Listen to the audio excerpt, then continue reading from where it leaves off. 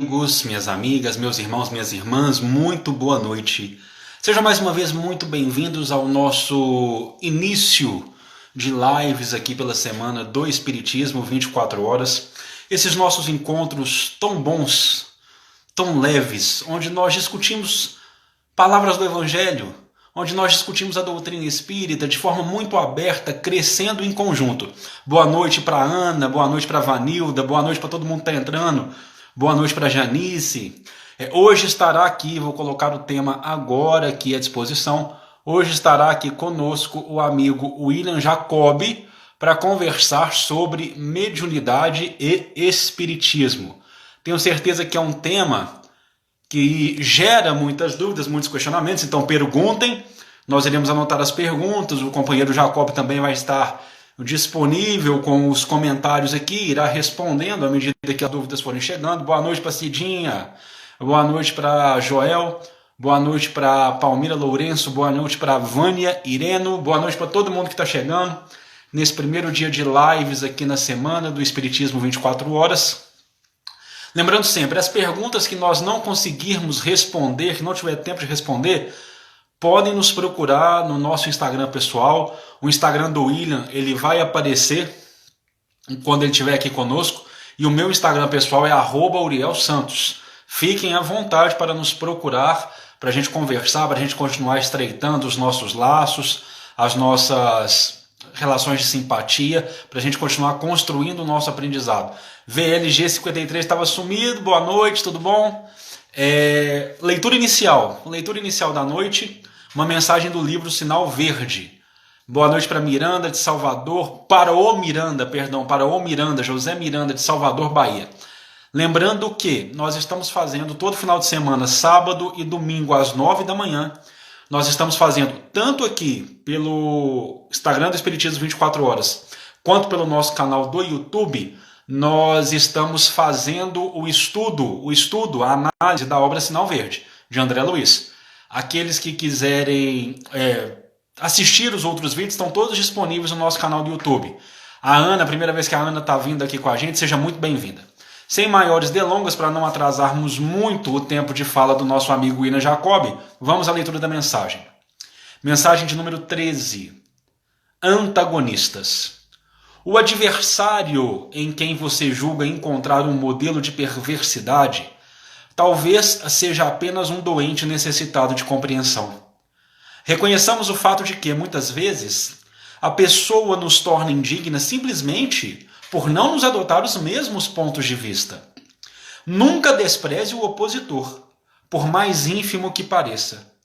Respeitemos ao inimigo, porque é possível seja ele portador de verdades que ainda desconhecemos, até mesmo em relação a nós. Se alguém feriu a você, perdoe imediatamente, frustrando o mal no nascedouro. Agora, meus irmãos e minhas irmãs, um ensinamento de André Luiz que é um mantra para a minha vida. A crítica dos outros só poderá trazer-lhe prejuízo se você consentir. A melhor maneira de aprender a desculpar os erros alheios é reconhecer que também somos humanos, capazes de errar talvez ainda mais desastrosamente que os outros. O adversário, antes de tudo, deve ser entendido por um irmão, que se caracteriza por opiniões diferentes das nossas.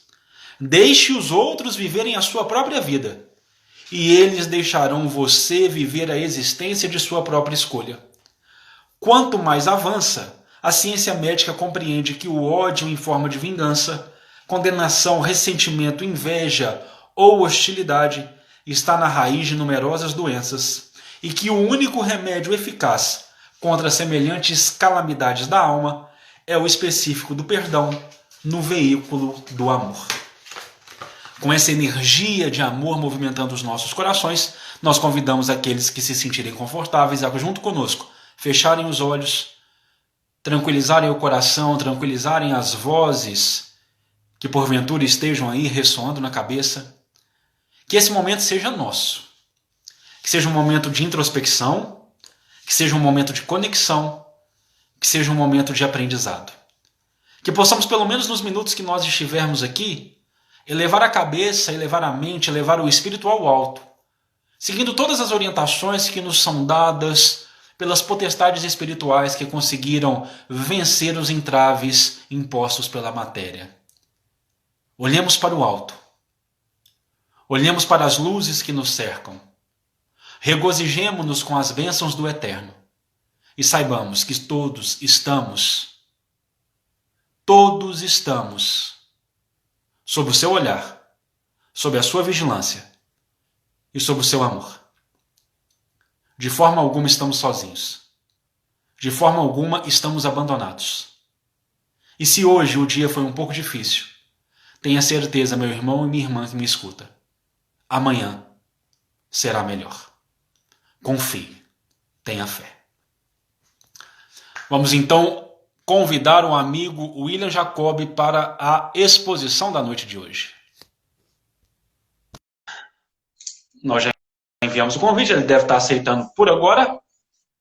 Logo, logo estará já conosco para conversar sobre mediunidade e espiritismo. Boa noite, William. Tudo bom, meu amigo? Bom, boa noite, meu amigo. Tudo em paz por aqui. Espero que você também esteja bem. Se o pessoal puder me avisar só se estão todos me ouvindo bem, para eu saber como é que está quando colabora. Me mandem mensagem. Manda mensagem aí no chat, só para a gente ficar bem por dentro, porque eu não estou te ouvindo, Uriel, agora. Está tipo travada a sua imagem aqui. A internet deve ter dado uma oscilação. Voltou? A minha, o pessoal está ouvindo bem? Eu estou te ouvindo e estou te vendo super bem. Ah, então tá bom, então. Qualquer coisa, manda mensagem aí que a gente vai tentando melhorar aqui.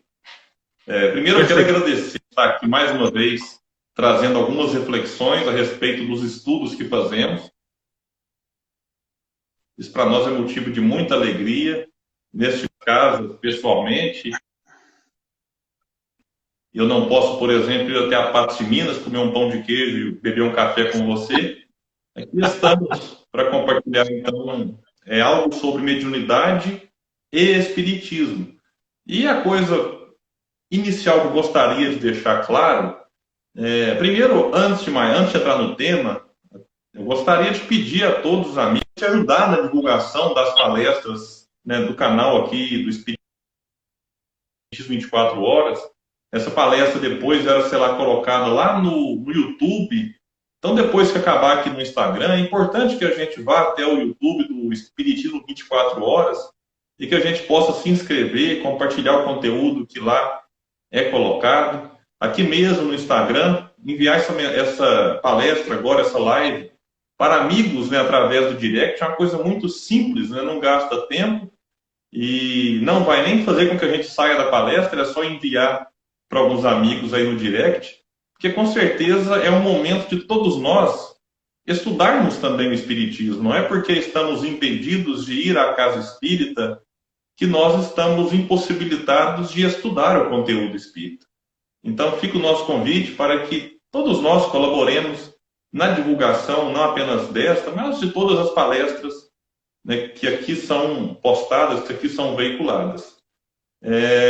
O ponto-chave inicial para a gente entender sobre mediunidade e espiritismo, Liel, eu preciso dizer que é em relação a que o espiritismo não inventa a mediunidade. Na verdade, o espiritismo, em forma de doutrina, como codificação, ele é uma consequência do estudo mediúnico que Kardec fez, né, em relação a alguns médiuns. Onde eu quero chegar? Eu quero dizer que o espiritismo ele não é fruto do pensamento de um homem. O espiritismo ele não é fruto de uma ideia mirabolante de alguém que sentou e falou assim: eu acho que eu vou criar uma nova filosofia. Eu acho que eu vou criar uma nova doutrina. Né? Como muitos de nós às vezes pensamos, eu acho que eu vou criar um objeto, vou criar um canal no YouTube, eu vou criar um canal do Instagram.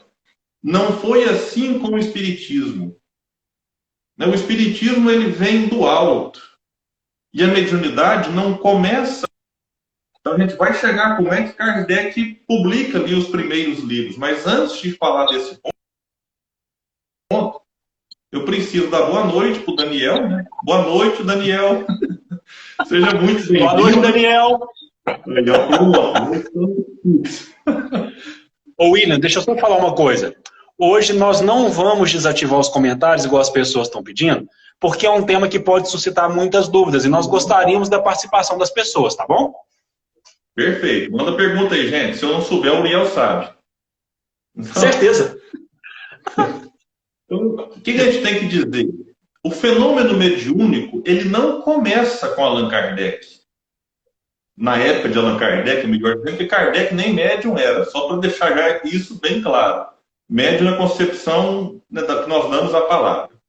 O fenômeno mediúnico, ele está presente na história da humanidade. Qualquer livro antigo que nós formos estudar, qualquer livro considerado sagrado, né, seja para os hindus, para os budistas, para os judeus, todos os livros tidos por sagrados, eles têm ali manifestação espiritual.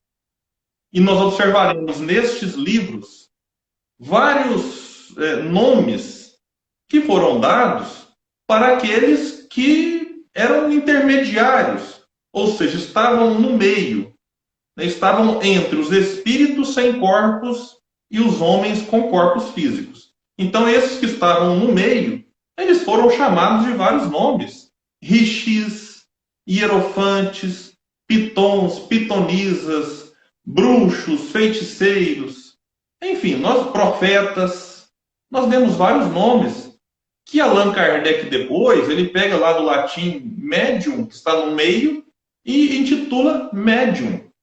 Então eu achei até a palavra muito bonita, Uriel, porque imagina, a gente está no centro e fala assim, não, eu vou ali conversar com uma hierofanta. Então, médium é fantástico, e não existe média. Não adianta, eu vou ali falar com a média. Dependendo da estatura, o que é? Não existe médium e média, né? É médium para tudo, para homem e para mulher. Então, Kardec cria essa palavra, é um neologismo. Kardec criou várias palavras, na verdade. Então, dito isto, o fenômeno mediúnico está presente na Bíblia, por exemplo. O Velho Testamento, ele é um manancial, é uma fonte de mediunidade ali, de manifestações de todo tipo. E aí a gente pode ficar preso a alguns detalhes. Mas Moisés não proibiu a comunicação com os mortos? Proibiu. Proibiu mesmo, está lá em Deuteronômio.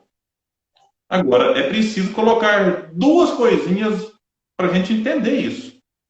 Primeiro, não se proíbe aquilo que não é possível.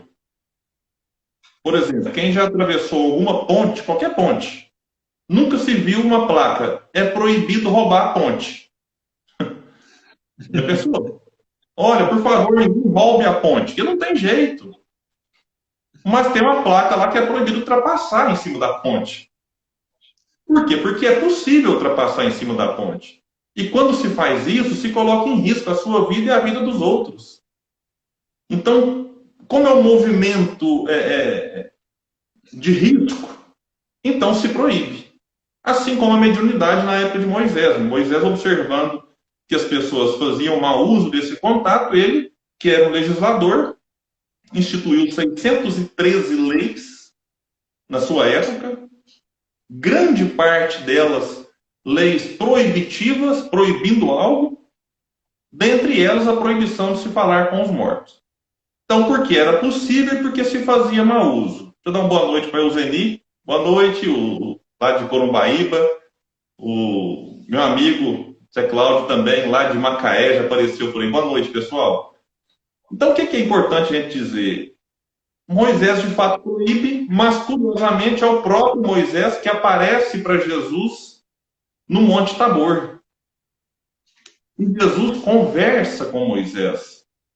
Moisés estava morto. Então, é um diálogo de um, vamos dizer, vivo, Jesus, com um dito morto, que era Moisés.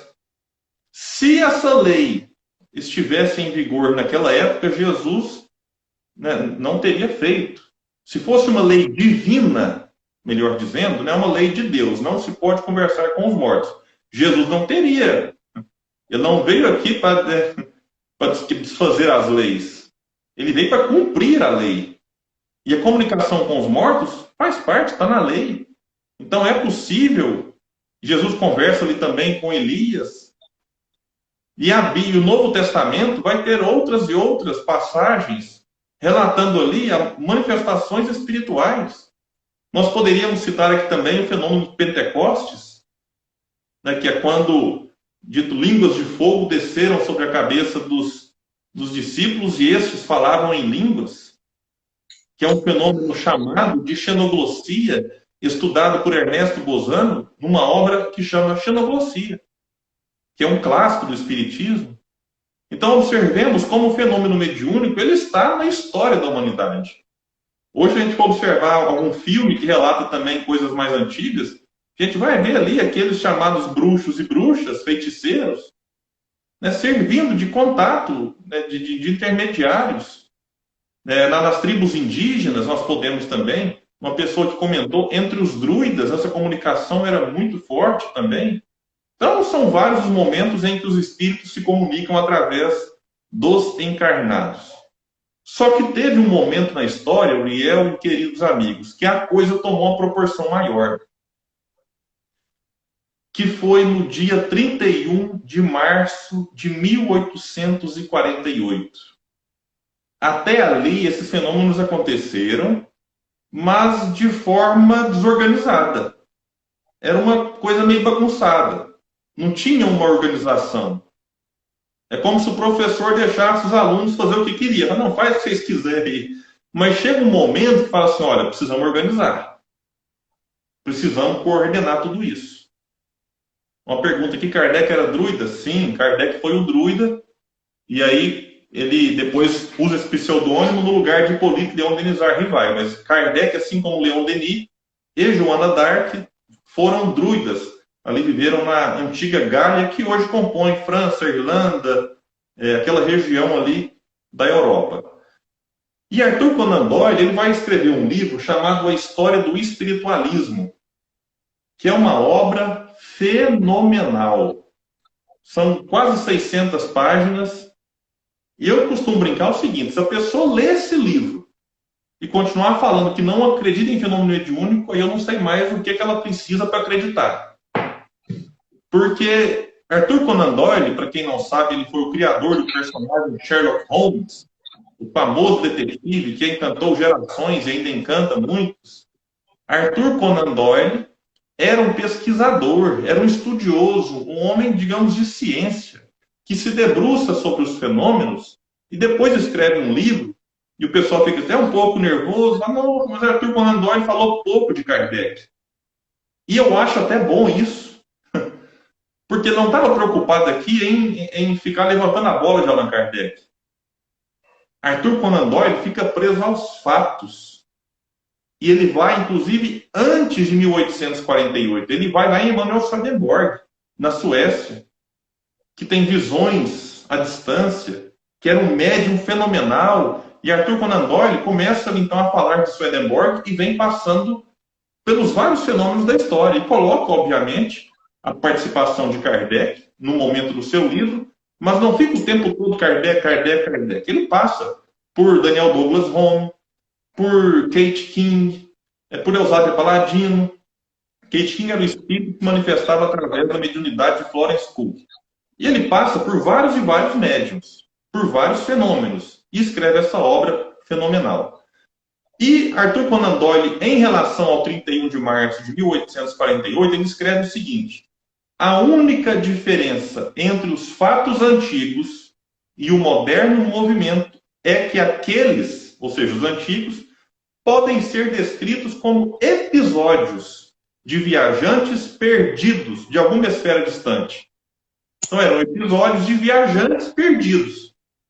Enquanto este último apresenta as características de uma invasão organizada.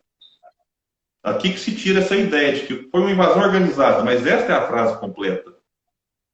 E no dia 31 de março, e eu brinco que essa data poderia ser um feriado espírita, se alguém quisesse, porque nós tivemos o fenômeno que aconteceu na cidade, no vilarejo de Hydesville, nos Estados Unidos, com as irmãs Fox. Nós tivemos também a desencarnação de Allan Kardec em 31 de março, só que agora de 1869, e nós tivemos, 31 de março de 1927, o fim do trabalho, digamos, literário de Leon Denis. Porque é neste dia que ele encerra o seu último livro, manda para a gráfica, e no dia seguinte o espírito Allan Kardec aparece na reunião mediúnica e fala: sua missão está cumprida. Satisfizeste a vontade oculta de Deus. E 11 dias depois, Leon Denis desencarna. Olha para você, viu? Então, 31 de março é uma data histórica. Para quem perguntou, vou mostrar de novo. O livro se chama A História do Espiritualismo. Talvez você tenha na sua casa, ou já encontrou na internet, o título A História do Espiritismo. O título anterior está errado, porque a tradução certa é espiritualismo. É o título original. E a FEB, essa que é a última edição da FEB, ela republica o livro com o título correto, que é a História do Espiritualismo, justamente porque não ficou preso ao espiritismo. Arthur Conan Doyle foi para vários e vários fenômenos, mas todos eles mediúnicos que atestam a mediunidade conforme Allan Kardec nos trouxe. Então, lá em William, a livraria do Geld tem disponível esse livro? Vocês fazem a... Esse não, mas nós podemos indicar. A Candeia, por exemplo, é uma livraria muito bacana, que a gente gosta muito, inclusive a gente indica lá como um local bastante seguro para quem quiser comprar. Mas quem quiser adquirir o livro e tiver com dificuldade, a nossa casa tem uma livrariazinha online, que a gente trabalha aqui com o WhatsApp. Toda a renda é revertida para a instituição, Grupo Espírita Leon Denis. Então, quem quiser a obra, pode também nos enviar no direct aí, que a gente combina ali e organiza para enviar para a casa da pessoa também. Então, no dia 31 de março, lá em Hydesville, na família das irmãs Fox, nós tivemos um fenômeno chamado fenômeno de tiptologia, que são as batidas que os espíritos provocam. E aí, o que acontece? Nessa casa moravam várias pessoas, dentre elas os pais, né, das duas meninas chamadas Kate e Margaret. Kate, de 11 anos de idade, e Margaret, 14 anos. E o pessoal começou a pesquisar o fenômeno, o que estava acontecendo. Porque eles sentiam como se a casa sacudisse, como se a casa vibrasse. Tamanho era a força da pancada que os espíritos davam. E, obviamente, eles começaram a pensar que era um vizinho brincando de bater na parede, casa de madeira. E aí eles foram de fora e não viram ninguém. E a coisa começou a mudar de lugar muito rapidamente. Então, todos ficaram ali meio que preocupados com a situação, chamaram um vizinho para ajudar, esse vizinho chamou outro, e quando menos esperavam, tinham ali em torno de 300 pessoas ao redor da casa, tentando adivinhar o que estava acontecendo. Até que, num dado momento, alguém pensou, falou, pode ser uma entidade, um fantasma, querendo se comunicar. E alguém começou a conversar. Olha, eu vou perguntar sim, você responde. Com um toque, sim, 2 toques, não. Fazia-se perguntas e o espírito ia dando pancadas respondendo aquelas perguntas. Algumas foram feitas mentalmente e o espírito respondia corretamente. Depois foram aprimorando o contato. Uma pancada letra A, 2 pancadas letra B. E assim foi, até chegar em algumas palavras, frases, um negócio muito lento, muito moroso. O único detalhe que quero destacar, Ariel, tem um fato curioso, é que a mãe perguntou assim, quantos filhos eu tenho? Porque ela tinham 2 filhas. E o espírito respondeu 7 pancadas. Aí a mãe falou assim, o espírito está errado, porque eu só tenho 6. Só que aí eu falei assim, mas como é que é? Aí ele confirmou 7 filhos. E aí alguém lembrou a mãe, falou, mas tem aquele que já desencarnou e o espírito contava este como filho. Só para a gente entender. Não vou me alongar muito nesses detalhes, o fato é que esse fenômeno ele foi sendo aprimorado e deu início, então, àquilo que foi chamado depois de mesas girantes, que invadiu não apenas a América, como a Europa. Então, esse tipo de fenômeno, só para voltar numa frase de Arthur Conan Doyle, em relação às irmãs Fox, ele fala que os fatos ocorridos nesta ocasião podem ser considerados a singela raiz de uma grande árvore, que é o que aconteceu realmente. Porque aí o fenômeno invadiu a Europa de tal proporção que Arthur Conan Doyle chega a ironizar, dizendo que o negócio parecia contagioso. A gente está vivendo um momento de pandemia, imagine isso, em termos de mediunidade. Em muitas casas, em muitas festas, as pessoas começaram ali a produzir fenômenos, copos que voavam, objetos que saltitavam, cadeiras que pulavam. Então eu fico até curioso para entender como é que funcionava isso na prática, né? Mas o fato é que Kardec destaca que nenhuma reunião, né, dessas maiores terminava sem que as pessoas fizessem as mesas girar. Porque realmente era algo que impressionava e as pessoas gostavam. Quem nunca brincou aqui quando era criança de tentar fazer o copo girar, o garfo rodar? Então eram fenômenos na época muito mais comuns do que a gente possa imaginar. O fato é que em 1854, um homem chamado Hipólito Leon Denizar Rivaio, e o pessoal que está aqui me acompanhando, me perdoem, porque eu preciso ficar nesses pontos mais históricos, que é para a gente entender, né, como é que surgiu, porque o movimento espírita, no momento, ele entra na casa de muitas pessoas, Liel, que não tem nem noção de como começou o movimento espírita. Então, até peço desculpa a quem é espírita, está cansado de ouvir essa história, já ouviu falar de mesa girante 259 vezes, eu peço perdão, mas é porque eu preciso ser didático aqui para atingir o coração de quem não conhece e às vezes está pensando assim, esses espíritas são tudo doido, ficam inventando um negócio de mediunidade e tal, e eu preciso mostrar que isso é um fato, que nós não inventamos mediunidade, nós não inventamos manifestação. Então eu preciso pegar em detalhes, às vezes, né, já enjoativos para muita gente, mas só para a gente entender. Então, em 1854, um senhor chamado Hipólito Leon Denizar Rivaio, que já tinha publicado várias obras na França, um pedagogo reconhecido, aluno de Henrique Pestalozzi, um dos maiores, se não o maior pedagogo de todos os tempos. Então, o professor Rivaio era alguém respeitado, estudioso do magnetismo, que é uma ciência trazida por Mesmer. E aí, de repente, um amigo dele, o senhor Fortier, chega e fala: professor Rivaio, eu trago-lhe uma novidade. As mesas estão girando na Europa e aqui na França e em Paris. É bom dizer, é Paris, não é que foi criado aqui em Patos de Minas, não, né, Uriel? Não tinha pão de queijo, não. Não, o Kardec morava em Paris, era a cidade-luz. O mundo girava em torno de Paris.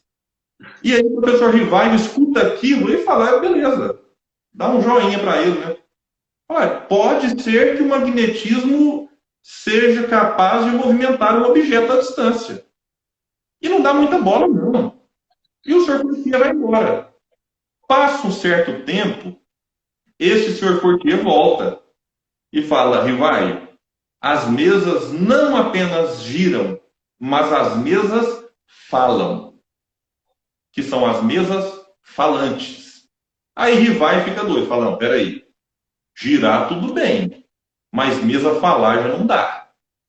Eu só acreditarei quando me provarem que ela tem cérebro para pensar, nervo para sentir e que possa se tornar sonâmbula. Até lá, isso não passa da história da carochinha. E Kardec refuta de novo o fenômeno. Num terceiro momento, eu acho que o Fortier desistiu, falou assim: eu estou sem moral com o Rivaio. E um tal de Carlotti aparece. E aqui que eu acho fundamental, porque Carlotti não vai só fazer fofoca com o Rivaio. Ele vai explicar como o fenômeno acontecia. E aí Kardec fala: então quer dizer que a mesa fala através das pancadas e responde perguntas feitas às vezes pelo pensamento. Carlotti confirma. E aí o professor Rivaio tem a curiosidade. Ele não foi por amor e não foi pela dor, foi pela curiosidade. Entender como é que aquilo funcionava. Como é que aquilo se dava. E aqui eu faço um parênteses para que nós, espíritas ou simpatizantes, desenvolvamos urgentemente um nívelzinho de ceticismo. Porque o professor Rivaio, ele não se empolgou de primeiro, porque hoje é assim. Alguém chega para mim, William, fiquei sabendo que a vacina para o Covid vai vir dia tal. E eu pergunto, qual cientista te falou? Não, porque eu recebi uma mensagem no WhatsApp. Eu falo, mas você checou? Não, mas o WhatsApp é confiável, porque hoje é assim, né? A gente refuta a ciência e acredita no WhatsApp. Não, mas chegou no WhatsApp, então eu acredito. Eu falo, meu filho do céu, vamos ter um pouquinho de calma, vamos refutar.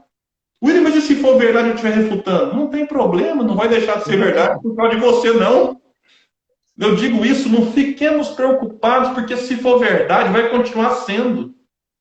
Mas enquanto não for, não compartilhe, porque é complicado certas coisas. Erasto disse para Kardec, é preferível repelir 10 verdades do que admitir uma única mentira. Porque essa única mentira, quando admitida, vai dar um trabalho danado para ser repelida. Então fiquemos tranquilos. Se eu negar, por exemplo, a gravidade da Terra agora, ela não vai deixar de existir, não. Vai continuar existindo a gravidade. Alguém acha que se eu subir na cadeira e falar assim, eu não acredito na gravidade da Terra. Eu vou pular e você vai cair. Porque a gravidade, ela existe, e você concordando ou discordando, gostando ou não gostando, ela existe. Então, a gente tem que ter um pouquinho de ceticismo nas coisas. Kardec teve isso. William, deixa eu só complementar, porque eu acho maravilhoso você falar isso. O que nos trouxe até aqui, o que nos fez sair de uma condição primitivista e nos trouxe para luzes e vai nos fazer avançar para a potencial angelitude de todos nós, é a nossa habilidade de perguntar, é a nossa habilidade de questionar, é a nossa habilidade de não aceitar tudo de olhos fechados, sem verificar o que está acontecendo. Então, por favor, verifique, leia, estude, questione. Essa é a base do desenvolvimento humano em todas as áreas. William, maravilhoso você falar isso. Muito obrigado. Então, meus amigos, a gente tem que ter esse nível de ceticismo que Kardec teve. E eu acho que por trás disso aqui tem um ensinamento valioso, que é de dar tempo às coisas. Então, Kardec, quando se depara com o fenômeno, ele vê que ali tinha algo revolucionário. E ele viu que, apesar das respostas serem muitas vezes banais, ele percebeu que havia um fenômeno inteligente por trás daquilo. E quando fala-se fenômeno inteligente, não estou averiguando o nível de inteligência.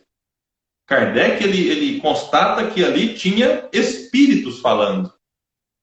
E o nível das respostas era condizente com o nível das perguntas. Ah, você acha que eu vou casar ou não vou? Aí vinha o espírito, não, fica tranquilo que você vai casar. Eu só não sei se a pessoa achava bom ou ruim essa notícia, por exemplo, né? Porque tem pessoa que acha tragédia casar. Então Kardec via essas perguntas do dia a dia. E de repente tem o codificador e fala assim, que é Deus? Nossa Senhora, o que é isso, gente? Né? Qual é o objetivo da encarnação? Qual é o verdadeiro sentido da caridade tal qual a entendia Jesus? Qual é o tipo mais perfeito que Deus tem oferecido ao homem para lhe servir de guia e modelo? Vejamos as perguntas feitas por Kardec. E aí, em 1857, dia 18 de abril, ele publica, inicialmente com 501 questões, o Livro dos Espíritos. E, posteriormente, o Livro dos Espíritos, com 1018, 1019, mas teve um errinho ali, 1018 questões que ele coloca para os espíritos. Eu não gosto de falar perguntas e respostas, Uriel, porque o livro tem questões que não são perguntas para os espíritos. Tem itens ali que é simplesmente comentário de Kardec. E Kardec, em vários momentos, ele não era simplesmente alguém que recebia aquele conteúdo e ficava passivo. Kardec comenta em vários momentos. Kardec escreve uma conclusão fantástica. Então, recomendo a todos que leiam o Livro dos Espíritos. É a base do Espiritismo. é a obra básica. E quando se fala básica, não é para menosprezar, como se fosse uma roupinha básica. Não. É básica no sentido de ser a base. Às vezes eu vejo amigos tentando assim, não, é obra fundamental. Não brigar por causa de palavra, não. Mas o básico aqui não é no sentido de inferioridade. É de base. É nesse sentido que a gente fala obra básica, obra basilar da doutrina espírita. E depois, em 1861, ele lança O Livro dos Médiuns, né, que é o segundo livro, né, dessa sequência daquilo que nós consideramos as 5 obras principais de Allan Kardec. Eu considero outras também, como Viagem Espírita, O que é o Espiritismo, Obsessão, a Revista Espírita. Mas naquelas 5 que nós consideramos as principais, O Livro dos Médiuns é a segunda, e ele vem em 1861. Eu costumo dizer, para todo aquele que é médium, que é uma leitura, eu vou falar obrigatória. Ninguém é obrigado a ler. É só para a gente entender a importância da obra. Porque Allan Kardec vai dizer como é que se admite um químico manipular ali os elementos, né, que ele tem no laboratório, sem conhecer de química. Então, como é que um médium vai colocar a sua mediunidade em ação sem conhecer mediunidade? E alguém pode pensar, mas é porque o Livro dos Médiuns é um livro muito difícil. E quem disse que é fácil ser médium? Então a gente às vezes quebra a cabeça com tanta coisa, com tanta dúvida, e está lá, o Livro dos Médiuns.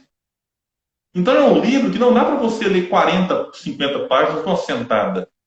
Leia uma, duas, reflita. William, mas é tão pouco, você vai ver que é muito. Se você ler 2, 3 páginas por dia, meditar, refletir, rapidinho você acaba ele e vai ter aprendido, estudado com Allan Kardec. E um ponto que eu quero trazer aqui para a gente encerrar essa parte, Uriel, e trazer as perguntas do pessoal, e abrir para você acrescentar o que você quiser, é que Kardec define mediunidade como a faculdade dos médiuns. E médium é aquilo que eu já falei, é uma pessoa que pode servir de intermediária entre os espíritos e os homens. Então alguém pergunta, William, eu sou médium? Poxa, eu não sei. Porque não existe um sinal exterior. Não existe nada exteriormente que o caracteriza. Depende se você sente os espíritos. Que é o que Kardec coloca, Livro dos Médiuns, questão 5, item 159. Todo aquele, olha o verbo, que sente, num grau qualquer, a influência dos espíritos é, por esse fato, médium. Essa faculdade é inerente ao homem. Não constitui, portanto, um privilégio exclusivo. Por isso mesmo, raras são as pessoas que dela não possuam alguns, olha a palavrinha, rudimentos. Pode, pois, dizer-se que todos são mais ou menos médiuns. Aqui tem um ponto que a gente precisa entender. Porque eu já vejo assim, a gente para de ler aqui e sai empolgado. Todo mundo é médium, eu sou médium. Calma lá. Todos somos médiums? Num sentido amplo, sim. Né? Sentimos uma intuição, uma inspiração. Num sentido bem geralzão, todos somos médiums. Mas preciso continuar a leitura. No mesmo item, 159. Todavia, gente, quando se tem uma palavra, todavia, mas, porém, contudo, portanto, presta atenção porque vai ter uma informação importante depois. Que às vezes vai dar, ou muda o anterior, ou amplia o conceito. Todavia, diz Allan Kardec, usualmente assim só se qualificam aqueles em quem a faculdade mediúnica se mostra bem caracterizada e se traduz por efeitos patentes, de certa intensidade, o que então depende de uma organização mais ou menos sensitiva. Então, olha aqui, Kardec fala que todo mundo é médium, porém, nós só assim qualificaremos aqueles em quem a faculdade se mostrar patente.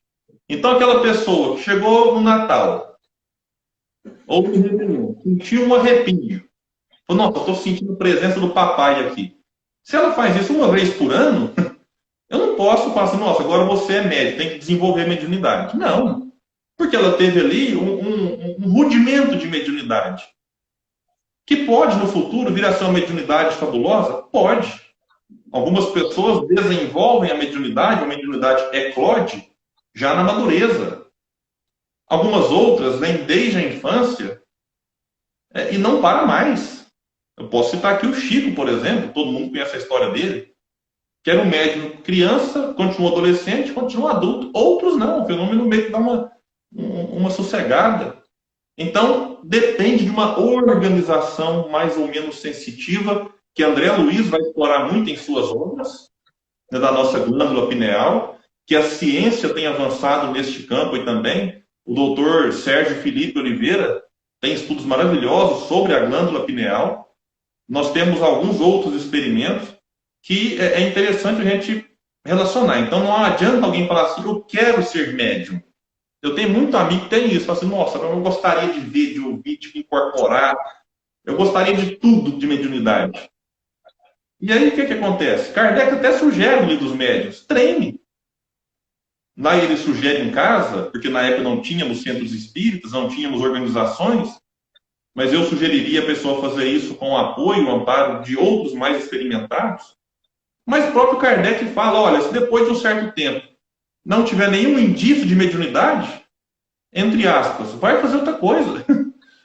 Vamos ficar, tem pessoa que há 10 anos pelejando ver se desenvolve mediunidade e não desenvolve. Então, poxa, existem outras formas de sermos úteis que não aquela psicografando, dando mediunidade, e a pessoa fica triste.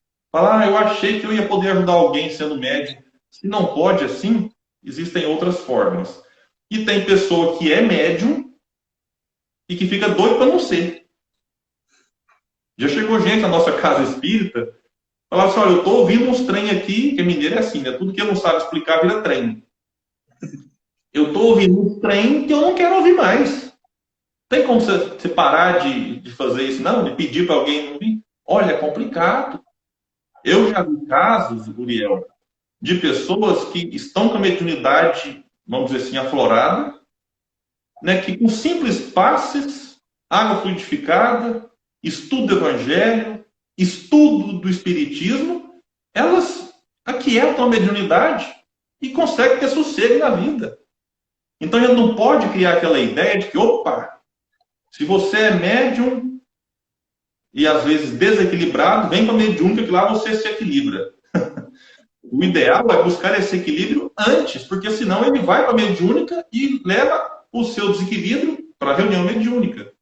Então a gente tem que entender essas questões, porque o primeiro passo do médium não é praticar a mediunidade, mas sim buscar entender como ela funciona, estudar, para que aí sim, quando ele puder praticar, ele seja um bom instrumento na mão dos espíritos. E o último ponto que eu trago, Uriel, é que a mediunidade não depende da condição moral do médium. Você vai encontrar médiuns totalmente desprovidos do mínimo, da mínima moral e vai encontrar pessoas extremamente moralizadas que não têm mediunidade, como Allan Kardec classifica. Eu citei, o codificador não era médium ostensivo.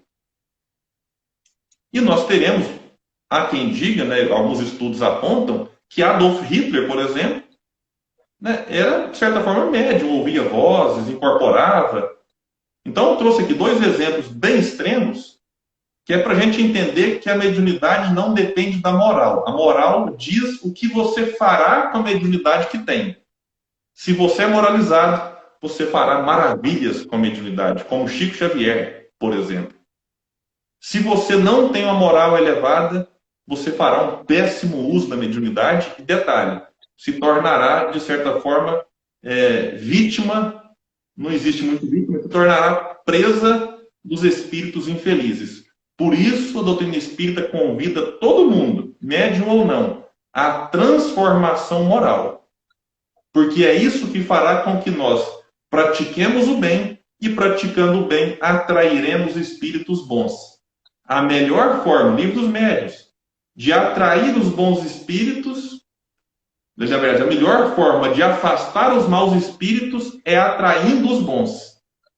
E a melhor e única forma de atrair os bons é praticando bem. Por isso é fora da caridade, não há salvação.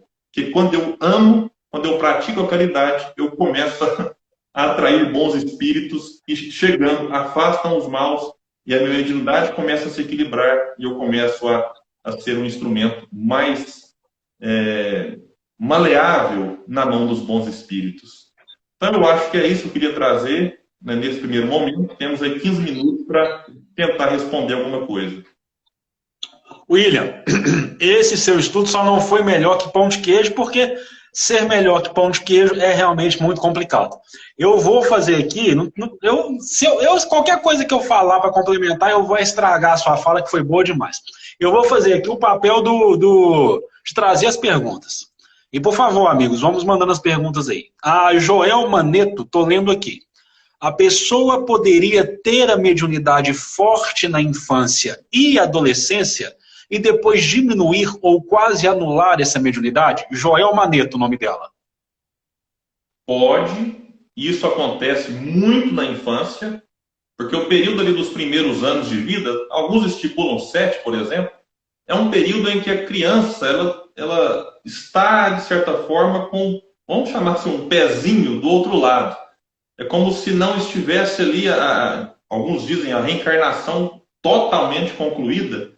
E aí, isso permite com que a criança tenha mais acessos aos fenômenos mediúnicos, tanto que muitas delas têm amigos imaginários, ditos imaginários, amigos invisíveis, conversam com espíritos, e isso é natural para ela.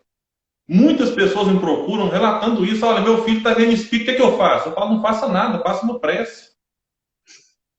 Não nos cabe coibir, porque tem pai que fica doido, mais que o filho, fala, para com isso, essa coisa da sua cabeça, é bobagem, e o filho está vendo. E o pai falando que é coisa da cabeça dele, e o filho vai entrar em confusão. Então o que eu digo é, trate com naturalidade, porque isso é natural para as crianças. Se ela te relatou a visão, alguma coisa nesse sentido, faça uma prece. Porque independente do tipo de espírito que for, a prece fará bem. Então esse é um ponto que eu quero dizer. E não insista nisso também, que tem pai que coíbe e tem outros que forçam. Meu filho, o que você está vendo? Conta para mim. O que eu estou te falando? Não, trata com naturalidade, uma coisa suave e leve. Isso pode avançar para a adolescência e depois pode parar. Por N motivos, não quero aqui entrar nesse detalhe, mas a pergunta é: pode? Pode. Mas o que eu tenho percebido na prática é que quando esses fenômenos avançam ali para a adolescência, há uma chance muito grande de continuar na fase adulta. Mas a pergunta é: pode ser que pare? A resposta é: pode ser. Por alguns motivos aí que a gente também não dá aqui para detalhar. Ótimo. A Sandra Muniz Teles. Acho que é uma pergunta que, como você disse, é interessante, William, porque a mediunidade precisa ser tratada dessa maneira gostosa que você trouxe, porque fica parecendo um mistério a 7 chaves. Eu brincava muito, eu tenho amigos aqui da casa espírita que frequento, inclusive, boa noite, Lamar. Eu brincava muito que até a estrutura que era construída da casa espírita que eu frequento, a reunião mediúnica, ela era em cima. E aí, quando a gente entrava, a gente tinha aquela imagem, o médio era aquele guardado a 7 chaves, e nós não tínhamos muito costume de conversar sobre mediunidade, mas isso tem o quê? Quase 20 anos. Hoje nós já temos esse costume, era praticamente um tabu falar-se sobre mediunidade nas reuniões públicas. E hoje nós estamos observando que é preciso conversar justamente. Quando você conversa, ensina e joga luz, você vai tratando com naturalidade aquilo que é natural, como você trouxe. E a pergunta da Sandra Muniz é: como descobrimos que somos médiums? Olha, é Sandra, né? Isso. Ô Sandra, normalmente o médium ele já descobriu o que é, sabe? Porque ele vai sentir essa presença de várias formas. Às vezes ouvindo, às vezes enxergando. Tem aqueles médiuns ditos de incorporação. Então a mediunidade ela é sentida de várias formas. Kardec propõe no livro dos Espíritos, né, o que eu falei antes aqui, do treino. Que é pegar uma folha, um lápis, e lá Kardec ele detalha. Fazer uma prece para o anjo guardião, pedindo a este o auxílio. e se tiver algum espírito, que este se comunique. Então, esta é uma forma que nós temos. A outra forma que Kardec propõe também é em relação a perguntar para o anjo guardião.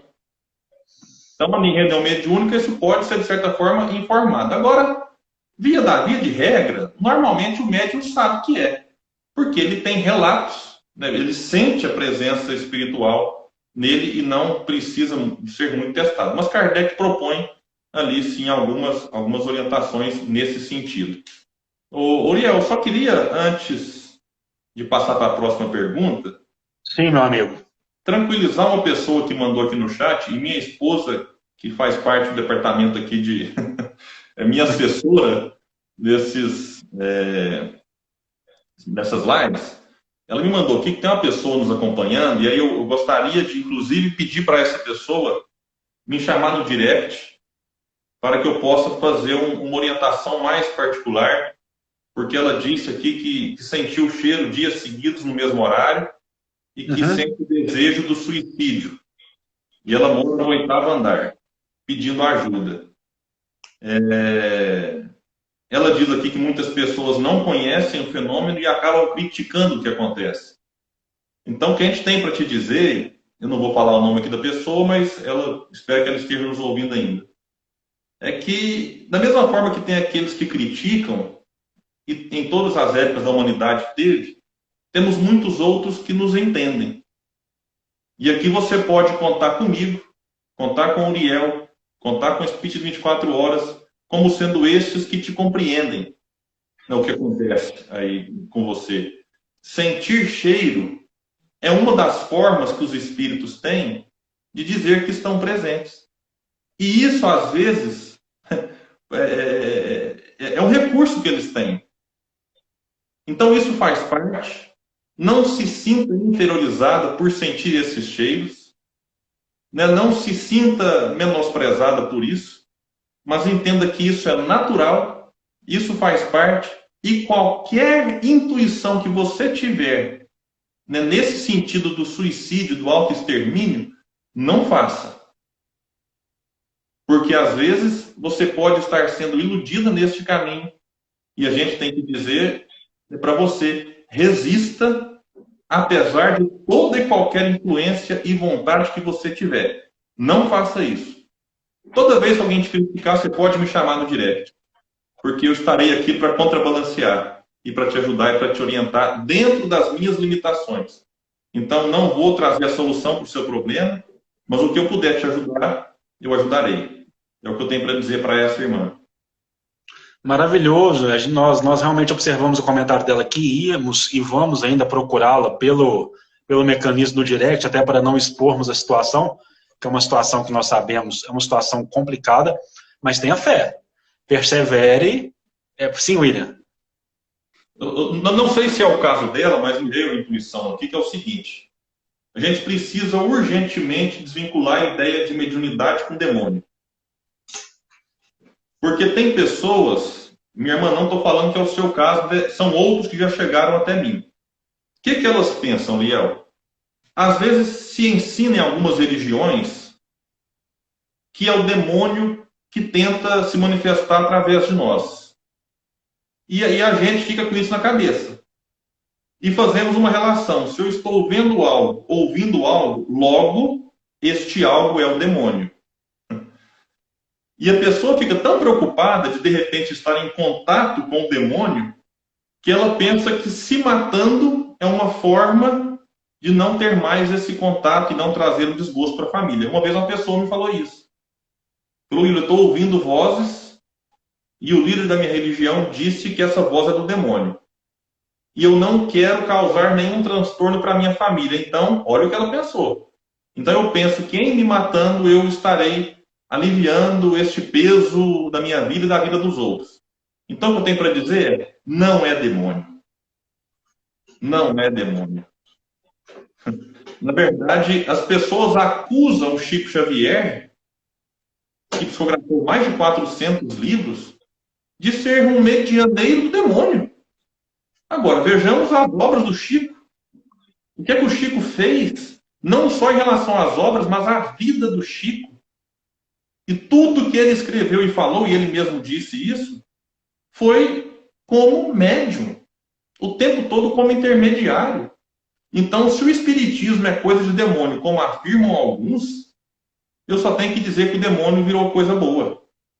Porque o fruto do espiritismo é excelente, é da caridade, é da compaixão, do entendimento, do amor ao próximo.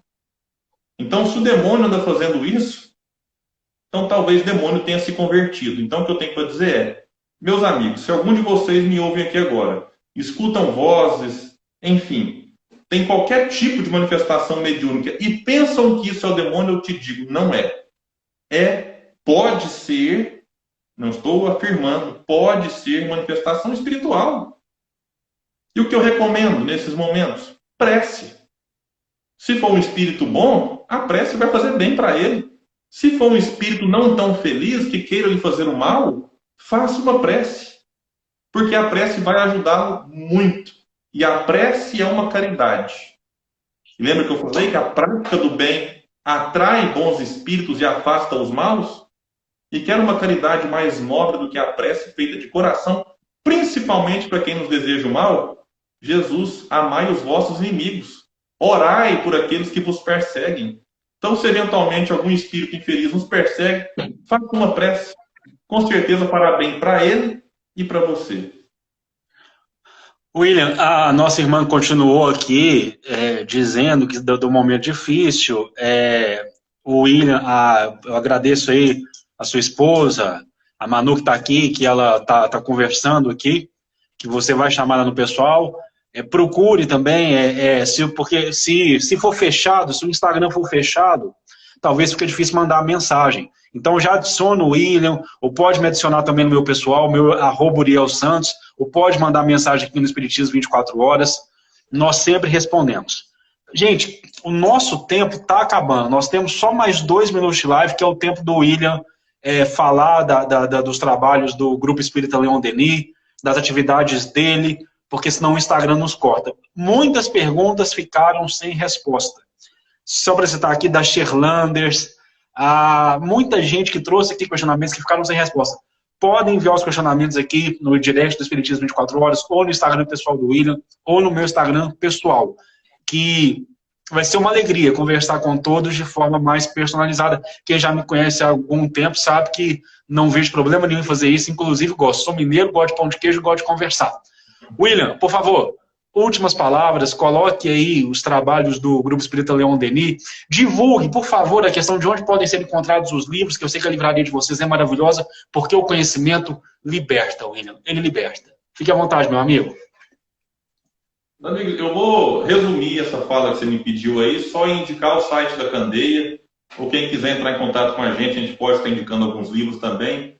Só para aproveitar esses últimos segundos que eu tenho aqui, para dizer o seguinte, é uma conclusão da minha fala, Uriel, me permita fazer essa mudança de protocolo. Nem tudo é mediunidade. Então, às vezes, você pode estar sentindo um mal-estar, sentindo um desconforto que seja físico. Então, a mediunidade não está ligada a todo mal-estar emocional. Então, o que você sente pode ser físico. Então, procure, se não está sentindo bem, procure um psicólogo, um médico. A dor de cabeça que você sente pode ser alguma coisa no corpo e não necessariamente uma mediunidade que precisa desenvolver. Então, mas não abandone também os estudos, porque é no estudo, é no autoconhecimento que nós também passaremos a nos conhecer melhor, para saber se o que eu sinto é mediunidade ou se o que eu sinto é, de fato, aí, um desequilíbrio hormonal, um desequilíbrio harmônico também, né? Enfim, se conheça, porque esse é o melhor remédio que a doutrina espírita pode receitar. E não deixe estudar a doutrina espírita. Estude Allan Kardec. Ele está aí para nos auxiliar muito melhor do que a gente. Obrigado demais, William. Lu Olhos Verdes, o meu Instagram é @urielsantos. Lá eu passo meu WhatsApp, porque o William, falar a verdade, eu gosto de conversar falando. E o áudio do Instagram, com 1 minuto, eu não dou conta. Então lá eu passo meu WhatsApp e a gente conversa pelo WhatsApp, tá bom? William, muito obrigado mais uma vez. Jesus o abençoe. Tudo dando certo. Esse estudo vai estar no nosso canal do YouTube, Espiritismo 24 horas. Grande abraço, meu irmão. Muita paz, muita luz. Temos 15 segundos para desligar. Tchau, tchau. Até mais. Boa noite.